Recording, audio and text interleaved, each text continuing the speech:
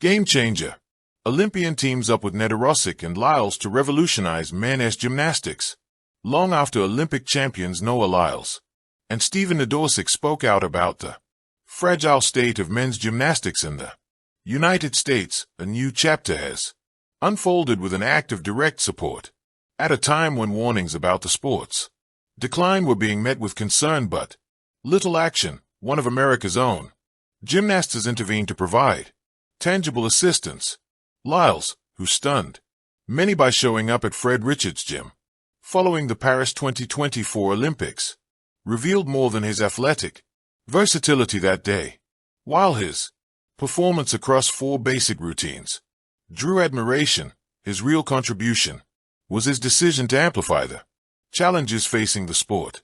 On July 26th, he reposted a message from James Jones, the founder of a low-cost gymnastics club in Atlanta, who disclosed that his facility, home to the only black boys team in the nation, was about to lose its lease on August 1st. Jones detailed how efforts to relocate had been blocked by zoning restrictions in Clayton County despite a basketball gym operating only yards away. His words were stark. Anybody know of churches, school, anywhere we can use as a temporary location? The crisis that Jones described did not occur in isolation.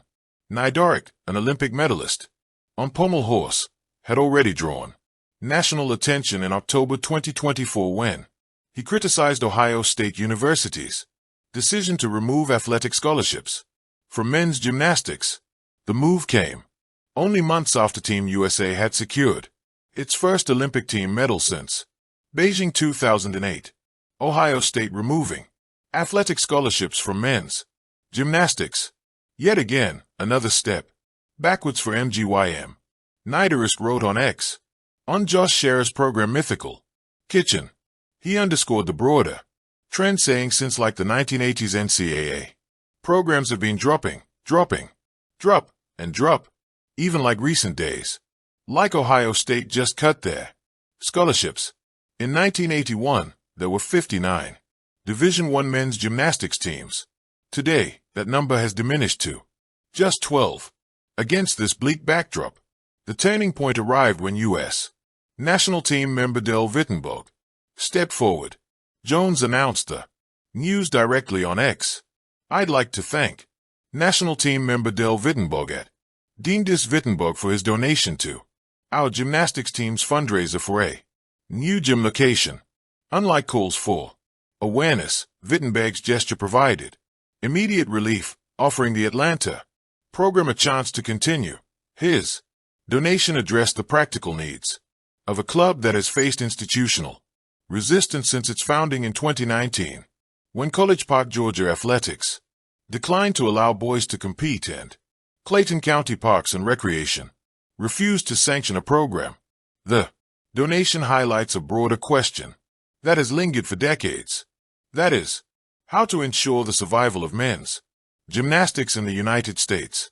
The sport has suffered from dwindling NCAA opportunities, the closure of regional clubs, and limited investment compared with other disciplines. Lyles' decision to broadcast Jones's appeal and Nedoroscik's outspoken criticism of scholarship cuts illustrated how outsiders and insiders alike recognize the urgency. Wittenberg's contribution, however, translated recognition into action. For the Atlanta boys who faced displacement only weeks ago, the outcome has shifted. Their gym now has a lifeline, and their future is not defined solely by policy failures or institutional neglect. The story also demonstrates how collective attention, when followed by decisive assistance, can preserve opportunities where statistics alone suggest decline. What began as a warning from athletes has become a small but significant step towards sustaining the sport, and James Jones built a men's gymnastics academy to give black boys opportunity, community, and a place to belong in a sport where they were rarely seen. James Jones Academy reshaped men's gymnastics for black boys and now fights for its future.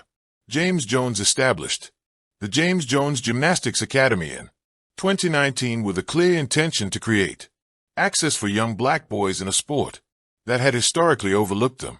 He often recalled that as a child he didn't see anyone who looked like me in this sport, and that absence shaped his determination to build an institution where representation was not an exception but the foundation. The academy quickly became more than a training hall. While the boys learned handstands and tumbling, they also gained discipline, teamwork, and the confidence to pursue ambitions that stretched well beyond a balance beam or set of rings. More than 600 boys passed through the doors, many of them training at little to no cost. For several, the program represented the first step toward collegiate scholarships or even the possibility of Olympic competition. The practical realities of the facility, however, revealed the limits of good intentions. The academy operated in a converted office space where the ceilings were so low that athletes occasionally struck the midline. Jones located larger warehouse options that could accommodate proper training. Yet, zoning rules written for industrial use barred athletics in those buildings. As his lease approached its end, he was left searching for solutions to keep the academy alive. One option emerged in South Fulton County, where a new building closer to Atlanta offered the necessary size but came with higher costs. To bridge the gap, Jones created a GoFundMe campaign. "We found a building that is suitable for gymnastics," the campaign explained, though it acknowledged that rental rates near the city carried a significant increase. Supporters responded with urgency, and by early September the effort had collected more than $48,000 of the $55,000 goal, including a notable contribution from Olympic gymnast Donnell Wittenberg. The voices calling for the salvation of men's gymnastics in the United States had grown louder in recent months. Feist pommel horse world champion Stephen Nedoroscik raised the alarm, insisting that the sport, once a proud medal source for Team USA, was slipping through the cracks. Then track superstar Noah Lyles, never afraid to lend his influence beyond the sprinting lane, surprised fans by using his platform to echo those concerns. Lyles argued that gymnastics represented the very essence of Olympic artistry and athleticism, and its decline should never be ignored. Now, months after those passionate pleas, another champion has stepped forward.